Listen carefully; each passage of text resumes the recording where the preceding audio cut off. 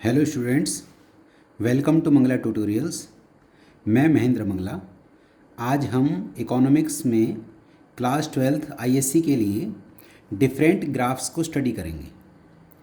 हम स्टार्ट करते हैं चैप्टर नंबर 2 से। इसमें जो आप ये ग्राफ देख रहे हैं ये है सब्स्टिट्यूट गुड्स के लिए। यहाँ पर हम देखते हैं कि we have taken price of tea on the Y axis and quantity of coffee on the X axis. आप देख सकते हैं कि प्राइस जब P था तो क्वांटिटी कितना था Q। मतलब अगर प्राइस टी का प्राइस P था तो क्वांटिटी ऑफ कॉफ़ी कितना था Q। जब टी का प्राइस बढ़ गया from P to P1, when the price increases from P to P1 we found that the quantity of coffee has increased। अब आप कह सकते हैं सर ऐसा क्यों हुआ कि टी का प्राइस बढ़ने से कॉफ़ी की डिमांड जो है बढ़ गई? क्योंकि कुछ कस्टमर्स जो टी के हैं वो कॉफ़ी की तरफ चले जाएंगे, तो प्राइस टी का बढ़ेगा और डिमांड कॉफ़ी की बढ़ जाएगी।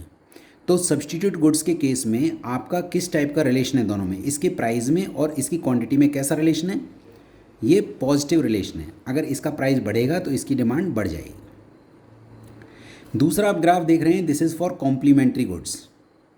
Complementary goods like car and petrol. Like if we have taken price of petrol on the y-axis and quantity of car on the x-axis, we found that initially when the price of petrol was P, the quantity of car was Q। अब क्या हुआ, जब petrol का price बढ़ा from P to P1, हमने देखा जब petrol का प्राइस बढ़ा तो कार की डिमांड किधर आ गई? बैक, Q से Q1। तो इन दोनों में कैसा रिलेशन हो गया? अगर ये बढ़ा तो ये घटा। कैसा रिलेशन है? Inverse relationship in the complementary goods. Now we talk about, जो अगला ग्राफ आप देख रहे हैं, this is individual demand curve. Individual demand curve second chapter में अगर हम देखते हैं price taken on the Y axis, quantity on the X axis. When the price was P the quantity was Q. जब प्राइस कम हो गया from P to P1 we found that the quantity has increase from Q to Q1। तो this is what called individual demand curve. आपने कहा sir individual demand curve होता क्या है? Individual demand curve is basically a curve which shows the quantity which we purchase at different possible prices during a given period of time by a single consumer. Graphical presentation of individual demand schedule is also called individual demand curve. तो individual demand curve क्या हुआ? Individual demand curve shows various quantities at different possible prices by a single consumer in the market. मतलब एक single consumer कितनी quantity, different quantities खरीदता है different possible prices पे, तो by a single consumer. But अगर मैं इसी को मार्केट डिमांड कर्व में बात करूं तो ये वाला जो ग्राफ हम बना रहे हैं ये किसका है? Individual demand of mister A, और ये इंडिविजुअल डिमांड है ऑफ मिस्टर बी। तो मार्केट डिमांड कैसे बनी ज़रा चेक करिए। अगर मेरी यहाँ क्वांटिटी Q से ज़ीरो से Q तक है और यहाँ पर 0 से Q तक है, तो यहाँ पर 0 से Q जब बनेगी तो वो कितनी बनेगी? This distance plus this distance makes it this distance. तो इसका मतलब क्या हो जाएगा? This is the market demand of A and B. मान लीजिए ये डिमांड है 20 और मान लो ये डिमांड है 25, तो ये डिमांड कितनी हो जाएगी? 45। Clear? I think this point is clear. ये मैंने बिना स्केल के बनाया है, but I want to tell you कि जो मार्केट डिमांड कर्व है this shows the demand of all the consumers in the market at different possible prices during a given period of time. Next हमारा graph रहेगा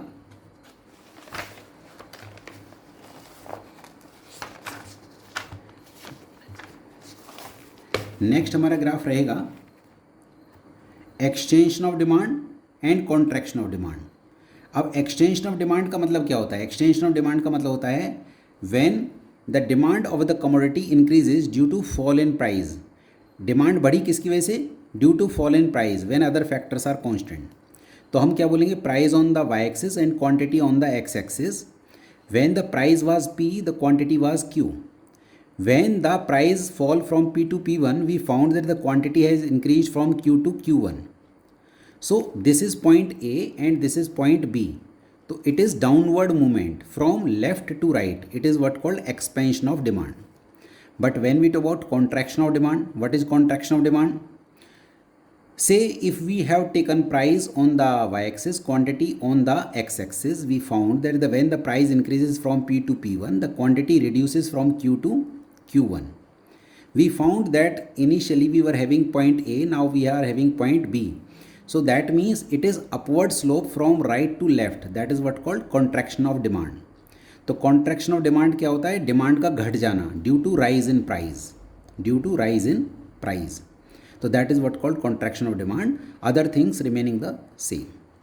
but अगर मैं कहता हूँ कि सेम प्राइस पर अगर आपकी डिमांड Q से Q1 हो जाए, पहले Q थी अब क्या हो जाए Q1, और या फिर मान लीजिए डिमांड पहले यहाँ थी Q और अब हो जाए Q1, मतलब क्वांटिटी घट जाए at the same price, that is what called increase in demand, that is what called decrease in demand. But इसमें एक पॉइंट और आ जाता है, या तो हम बोलेंगे more quantity at same price, या फिर हम ये भी कह सकते हैं same quantity at higher price. हम ये भी कह सकते हैं, हम same quantity at higher price भी कह सकते हैं. क्या बोलेंगे? या तो more quantity at same price और same quantity at higher price. This is what called increase in demand.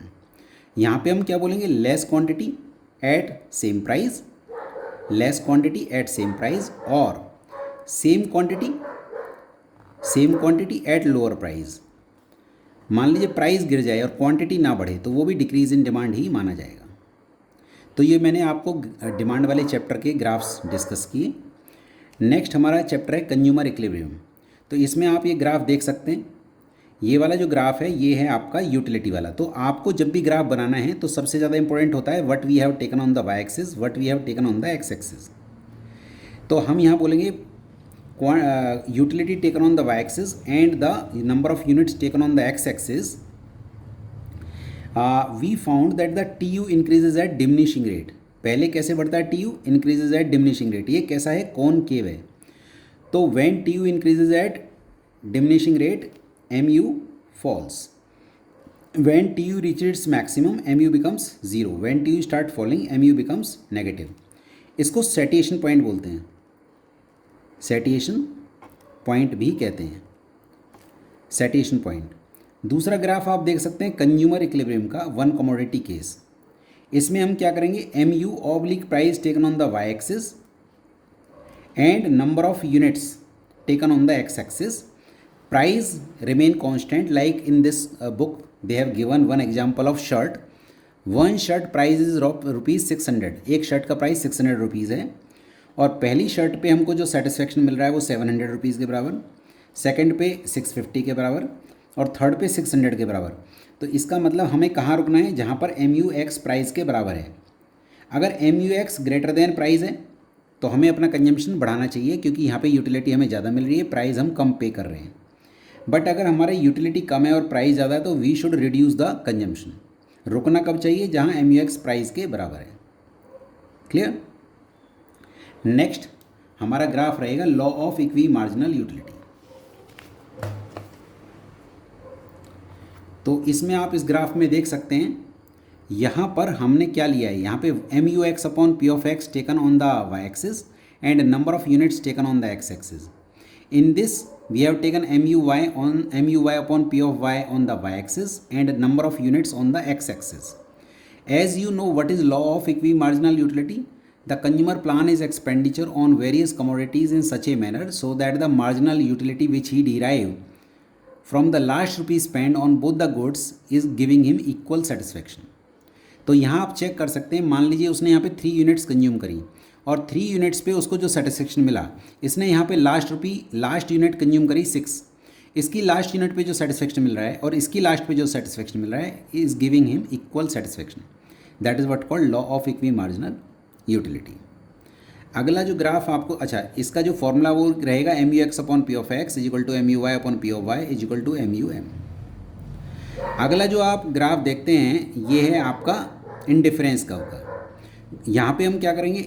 Good Y taken on the Y axis and good X on Y axis and good Y on the X axis. मतलब हमको यहाँ good लेना है, ज़रूरी नहीं है good X लेना है. आप यहाँ पे वीट, यहाँ पे राइस ले सकते हैं, यहाँ पे ऑरेंजेस, यहाँ पे एप्पल्स ले सकते हैं, but on both the axis we will take goods. अब what is indifference curve? Indifference curve shows various combinations of two goods which gives same level of satisfaction to the consumer. और I C कैसा बनेगा, convex, I C will be convex to the point of origin. तो I सी कब का, एक तो definition हम इसको अगर मान लो हमें डिफाइन करना है तो हम बताएंगे कि वन गुड टेकन या गुड ए लिख सकते हैं, गुड ए और गुड बी लिख लीजिए, कन्फ्यूजन नहीं होगा, good A and good B. तो हम कह सकते हैं कि what is indifference curve, indifference curve shows various combinations of two goods A and B which shows equal level of satisfaction, मतलब जितने भी कॉम्बिनेशंस हैं वो उसको इक्वल सेटिस्फेक्शन देंगे। इसको आइसो यूटिलिटी कर्व भी कहते हैं।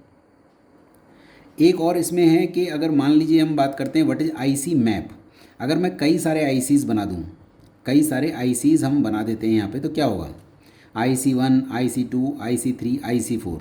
तो what is IC map, IC map is basically family of ICs, it is also called set of ICs. इसके अंदर एक पर्टिकुलर एजम्पशन है कि भी higher consumption give him higher level of satisfaction, that is what called non satiety, मतलब consumer कभी भी over supply नहीं होगा, bigger combinations will give him more satisfaction. इसलिए IC4 पे उसका सेटिस्फेक्शन लेवल IC1 से या IC2 से या IC3 से भी ज़्यादा है, क्योंकि जितना IC ऊपर होगा उतने बड़े बड़े कॉम्बिनेशंस एक कंज्यूमर को मिलेंगे। कंज्यूमर क्लेम में कहाँ होगा, कंज्यूमर क्लेम में वहाँ होगा जहाँ उसका सेटिस्फेक्शन लेवल मैक्सिमम है। तो इसमें कंडीशंस क्या हैं, पहली कंडीशन है MRS XY is equal to P of X upon P of Y। What is MRS, MRS is the slope of the IC, slope of IC, IC मतलब indifference curve का slope MRS होता है। आपने कहा sir MRS क्या होता है, MRS is the rate at which consumer is willing to sacrifice one good for the another without changing the level of satisfaction, and P of X upon P of Y is the slope of budget line। दूसरा है IC is convex to the point of origin। ये दोनों condition satisfy होनी चाहिए। तो अगर आप यहाँ ग्राफ देखते हैं, ये गुड हमने यहाँ पे ले लिया, मान लो गुड A, यहाँ पे हमने ले लिया गुड B, तो ये this line is budget line, इस लाइन को हम क्या बोलेंगे, बजट लाइन। बजट लाइन क्या होती है, budget line shows all possible combinations of two goods which a consumer can draw with the given budget and price. अगर मैं यहाँ पे 3 IC बना देता हूँ, IC1, IC2, IC3, तो point E is the equilibrium point. आपने कहा सर IC1 क्यों नहीं लिया हमने, IC1 हमने इसलिए नहीं लिया क्योंकि वो नो डाउट IC1 का ये वाला पॉइंट बजट पर है, बट उस पर सेटिस्फेक्शन लेवल IC2 से नीचे है। हम क्यों ना IC2 का E पॉइंट लें जहाँ पर नो डाउट बजट भी कवर हो रहा है और साथ में हमारा सेटिस्फेक्शन लेवल भी IC1 से ज़्यादा है।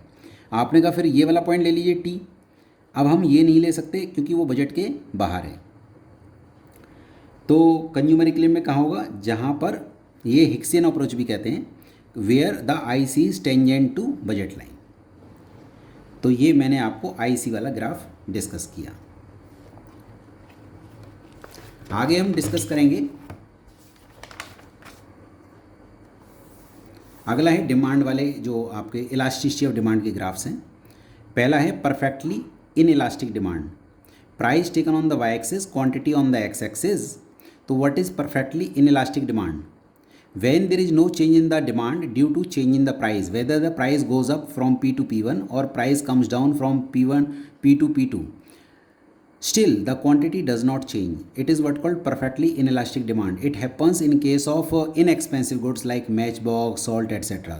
So what is EP here, that is equal to 0. Why it is equal to 0, because demand does not change with the change in the price. What is perfectly elastic demand? Perfectly elastic demand is a situation when a buyer is ready to buy any quantity at a given price but nothing at a slightly higher price. Here the buyer is ready to buy any quantity at a given price. At a given price वो कितनी भी quantity खरीदने के लिए तैयार है, but nothing at a slightly higher price, हल्का सा ज़्यादा प्राइस वो नहीं खरीदेगा।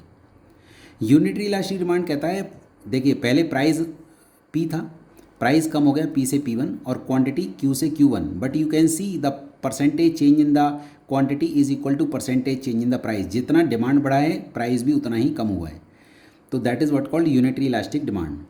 टॉक अबाउट रिलेटिवली इलास्टिक, यहाँ पे आप चेक कर सकते हैं, प्राइस पहले P था और क्वांटिटी कितना था Q, प्राइस P से P1 हुआ, प्राइस कितना कम हुआ, देखिए P से P1 कम हुआ और यहाँ पे Q से Q1 का जो डिस्टेंस है वो ज़्यादा है। तो when the percentage change in demand is greater than the percentage change in price, it is called relatively elastic demand. Next is, अगर मान लीजिए हमारा प्राइस P से P1 हुआ और क्वांटिटी Q से Q1 हुआ, तो we found that the percentage change in demand is less than the percentage change in price. आप डिस्टेंस देखेंगे तो क्वांटिटी जो इंक्रीज हुई है वो प्राइस के गिरने के कंपैरिजन में कम इंक्रीज हुई है। That is what called relatively inelastic demand. एक इसमें और एक स्पेशल केस होता है रेक्टेंगुलर हाइपरबोला। इसका मतलब ये होता है कि अगर इसको थोड़ा सिमेट्रिकल बनाया जाए तो जितने भी रेक्टेंगल्स यहाँ बनाएंगे वो इक्वल एरिया कवर करेंगे। तो that is a special case of unitary elastic demand where elasticity will be equal to 1 at all points on the demand का। That is a special case of unitary elastic demand. अगला जो ये graph आप देख रहे हैं, ये वाला ग्राफ, इसमें हम क्या करते हैं कि यहाँ पे प्राइस और यहाँ पे हमने क्वांटिटी लिया। तो ये आपने एक डाउनवर्ड लाइन खींची which touches both the axes X and Y. तो इसका जो फॉर्मूला होता है, this is point method, lower segment below the point upon upper segment above the point. तो यहाँ पे जो सेंटर पॉइंट होगा यहाँ पे इलास्टिसिटी इक्वल टू 1 होगी। क्यों? क्योंकि यहाँ लोअर सेगमेंट और अपर सेगमेंट बराबर है। अगर मान लीजिए मैं यहाँ से लेकर यहाँ तक इसको 100 ले लेता हूँ, तो यहाँ से यहाँ तक कितना गैप आएगा? लोअर सेगमेंट 50 और यहाँ से यहाँ तक कितना होगा? 50, मतलब 50 अपॉन 50 कितना हो जाएगा ये? 1। पर यहाँ पे लोअर, यहाँ से यहाँ तक कितना लेंगे हम फिर? 25, और यहाँ से लेकर वहाँ तक कितना लेंगे हम? 75। This will be less than 1। यहाँ पे लोअर कितना होगा? 0, और अपर कितना होगा? 100। तो 0 upon 100 will be equal to 0। यहाँ पे लोअर सेगमेंट कितना होगा? 75, और अपर कितना होगा? 25। This will be greater than 1। यहाँ लोअर कितना होगा? 100, और अपर कितना होगा? 0। That will be equal to infinity. तो मैंने ये देखा कि यहाँ पे इन्फिनिटी, यहाँ ग्रेटर देन 1, इक्वल, लेस और 0, मतलब सेंटर पे 1 रहेगा, 1 से ऊपर बढ़ता जाएगा और 1 से नीचे कम होता जाएगा। This is point method. Next हम इसमें करेंगे एक्सपेंडिचर मेथड। एक्सपेंडिचर मेथड में price we are taking on the Y axis and total expenditure we have taken on the X axis. तो यहाँ पे 3 ग्राफ एक साथ बन रहे हैं, this one, then this one and then this one. तो यहाँ पे हम क्या बोलेंगे? प्राइस हमने कहाँ लिया? वाई एक्सिस पे, और एक्सपेंडिचर के हम कहाँ लिया? हमने एक्स एक्सिस पे। तो जब प्राइस हमारा P से P1 हुआ तो वी फाउंड दैट द जो क्वांटिटी थी वो हमारी यहाँ से यहाँ शिफ्ट कर गई। क्वांटिटी नहीं, एक्सपेंडिचर। प्राइस के कम होने से हमारा एक्सपेंडिचर बढ़ गया। तो प्राइस कम होने से एक्सपेंडिचर बढ़ता है तो greater than 1 as per Marshall. और अगर प्राइस कम होने से हमारा एक्सपेंडिचर सेम रहा तो इस जोन में EP will be equal to 1। और प्राइस कम होने से अगर मेरा एक्सपेंडिचर जो है वो भी कम हो जाए, प्राइस कम होने से एक्सपेंडिचर कम होना, it is EP is less than 1 as per Marshall. तो this is what called total expenditure method. Expenditure method ये कहता है कि प्राइस कम होने से अगर एक्सपेंडिचर बढ़ जाए तो ग्रेटर देन 1, प्राइस कम होने से एक्सपेंडिचर सेम रहे इक्वल टू 1, प्राइस कम होने से एक्सपेंडिचर भी कम हो जाए that is less than 1। Actually these are 3 graphs, zone 1, zone 2, zone 3। Now we talk about आपका, अच्छा ये वाले डिमांड के जो ग्राफ्स थे वो मैंने आपसे डिस्कस किए, इलास्टिसिटी ऑफ डिमांड के। Now we are discussing the graphs of supply. तो सबसे पहले हम बात करते हैं individual supply curve. What is individual supply curve? Individual supply curve is basically the graphical presentation of the supply, individual supply schedule.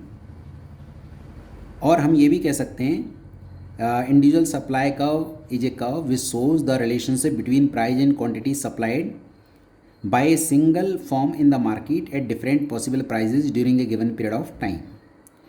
Moreover, हम यहाँ बोलेंगे कि अगर प्राइस बढ़ा तो सप्लाई भी बढ़ा, क्योंकि सप्लाई का प्राइस के साथ रिलेशन पॉजिटिव होता है। बिकॉज यहाँ पे आप एक कंज्यूमर नहीं है, यहाँ पर कौन है आप? यहाँ पर आप एक सेलर हैं। तो आप ज़्यादा रेट पर ज़्यादा बेचना चाहेंगे, तो जब प्राइस बढ़ेगा from P to P1, the quantity will increase from Q to Q1, price taken on the Y axis, quantity on the X axis. अब यहाँ पर हम देखते हैं मार्केट सप्लाई। मार्केट सप्लाई के लिए form A plus form B की supply को जोड़ेंगे, दैट बिकम्स मार्केट सप्लाई। देखिए यहाँ से यहाँ तक जो डिस्टेंस है और यहाँ से यहाँ तक जो डिस्टेंस है, अगर दोनों डिस्टेंसेस को ऐड कर दिया जाए तो यहाँ से यहाँ तक वही डिस्टेंस आएगा। ऐसे ही 0 से Q1 और यहाँ 0 से Q1, इन दोनों के गैप को जोड़ेंगे तो दिस इज 0 to Q1, तो that is what called market supply है। तो market supply curve shows different quantities of supply at different possible prices by all the firms in the market। तो various quantities which all the firms in the market are ready to sell at different possible prices. Next graph आप देख सकते हैं यहाँ पे price और यहाँ पे हमने क्वांटिटी लिया, तो यहाँ पे जो ये वाली जो लाइन है ये मार्केट प्राइस को डिनोट कर रही है। इसका मतलब मार्केट पीरियड वो टाइम पीरियड है जिसके अंदर हम सप्लाई चेंज कर ही नहीं सकते। तो सप्लाई कैसी है, perfectly inelastic. But short run में हम सप्लाई को चेंज कर सकते हैं। शॉर्ट रन में हम सप्लाई कैसे चेंज कर सकते हैं, शॉर्ट रन में हम ये कह लीजिए कि हम ज़्यादा मतलब ओवर टाइम करा सकते हैं, डबल शिफ्ट में काम करा सकते हैं, तो हम सप्लाई कुछ हद तक बढ़ा सकते हैं। बट लॉन्ग रन, ये लॉन्ग रन है, लॉन्ग रन में हम सप्लाई को काफ़ी हद तक बढ़ा सकते हैं। लॉन्ग रन में हम नई फैक्ट्री लगा सकते हैं, नई मशीनरी खरीद सकते हैं, तो सप्लाई कैन बी चेंज। तो ये ज़्यादा फ्लैटर है, तो it is more elastic in the long run. It is short run में ये थोड़ा इलास्टिक है और वेरी शॉर्ट टाइम पीरियड में ये परफेक्टली इन इलास्टिक है, बट लॉन्ग रन में मोर इलास्टिक माना जाएगा। नेक्स्ट, होप सो आप लोगों को यहाँ तक समझ में आ रहा होगा। अगला हमारा टॉपिक है exceptions to the law of supply.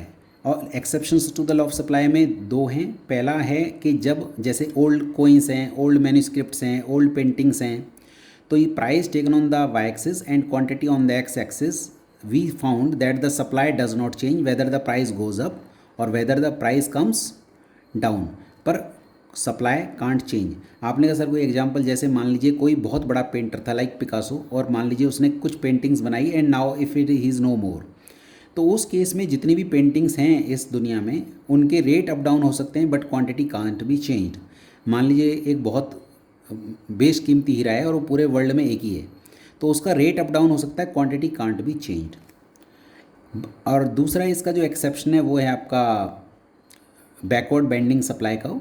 यहाँ पे वाई एक्सिस पे we have taken wage rate and quantity of labour we have taken on the X axis.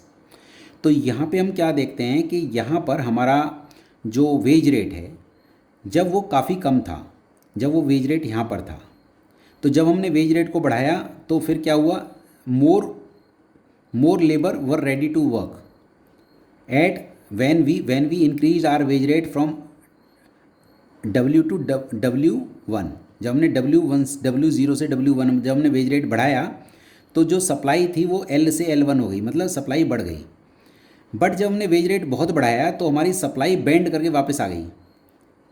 वापस क्यों आ गई ज़रा सोचिए, क्योंकि less workers will be ready to work at a very high wage rate. आपने कहा sir ऐसा क्यों, ऐसा इसलिए कि स्टार्टिंग में उन्होंने किसको प्रेफरेंस दी, वर्क को ओवर लेज़र, बट बाद में उन्होंने किसको प्रेफरेंस दी, लेज़र ओवर वर्क। आपने कहा सर ऐसा क्यों, क्योंकि जब वेज रेट बहुत कम थी तो वो अपनी बेसिक नीड पूरी नहीं कर पा रहे थे, तो उन्होंने प्रेफरेंस वर्क को दी। बट जब अब उनके पास अच्छा खासा पैसा हो गया है तो वेरी हाई वेज रेट पे कम ही लोग रेडी होंगे, सब लोग रेडी नहीं होंगे। तो this is also called exception to the law of supply. Next हमारा इसमें होता है ये वाला जो ग्राफ है, this is expansion of supply. Expansion of supply क्या कहता है, when the increase in supply due to increase in price.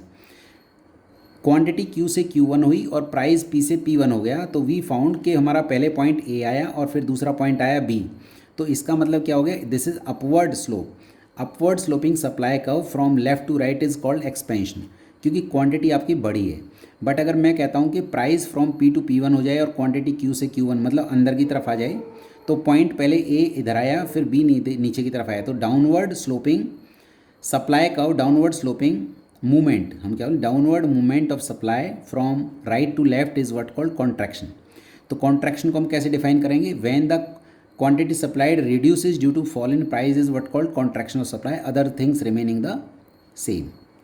But मैं इंक्रीज़ की बात करूँगा, सेम प्राइस पर अगर हमारी क्वांटिटी Q से क्या हो जाए, Q से क्या बन जाए, Q1 हो जाए, price taken on the Y axis, quantity on the X axis, when we found and what is this is price is constant at a given price. अगर मान लीजिए सप्लाई Q से Q1 हो जाए, आपने कोई एग्जांपल, मान लीजिए हमारी टेक्नोलॉजी अपग्रेड हो गई तो सेम प्राइस पर हमारी सप्लाई बढ़ गई, तो इसको क्या बोलेंगे हम, इंक्रीज इन सप्लाई। और अगर सप्लाई आउट हमारी जो टेक्नोलॉजी आउटडेट हो गई तो क्या होगा, क्वांटिटी सेम प्राइस पे कम हो गई, तो that is what called decrease in supply. ये ड्यू टू अदर फैक्टर्स होता है। मान लीजिए हो सकता है कि गवर्नमेंट ने टैक्सेस बढ़ा दिए तो सप्लाई कम हो जाएगी, सब्सिडी बढ़ा दी तो सब्सिडी बढ़ाने से सप्लाई बढ़ जाएगी, तो this is due to other factors. ये ग्राफ आप देख सकते हैं, this is for the elasticities, price and quantity we have taken price on Y axis, quantity on X axis, this is perfectly elastic supply. Perfectly elastic supply क्या बोलता है? Any quantity can be supplied at a given price, when a slight change will come in the price then there will be infinite changes in the supply. यहाँ पे क्या होगा, यहाँ पे whether the price goes up और price comes down but the quantity of supply does not change. यहाँ पे ये होगा perfectly inelastic. Talk about unitary elastic, unitary elastic में क्या होगा, यहाँ पे अगर ये ओरिजिन से जाएगा, सप्लाई कब upward sloping from origin, it is elasticity supply will be equal to 1, origin से जाएगा whatever angle it makes, चाहे ये एंगल बनाए चाहे ये चाहे ये चाहे ये, elasticity will be equal to 1। But अगर ये वाई एक्सिस से टच जाएगा, upward sloping supply from Y axis touching the Y axis, it will be greater than 1, it is called elastic supply. और upward sloping supply from X axis, this is what called inelastic supply. तो elastic supply कब होगी, जब supply का change price के change से ज़्यादा हो, और इन इलास्टिक कब होगी, जब सप्लाई का चेंज प्राइस के चेंज से कम हो। नेक्स्ट हम इसमें आज इस वाले टॉपिक में हम आज सप्लाई तक ही कवर करेंगे। तो आप देख सकते हैं यहाँ पे आपका इसका ज्योमेट्रिक मेथड है।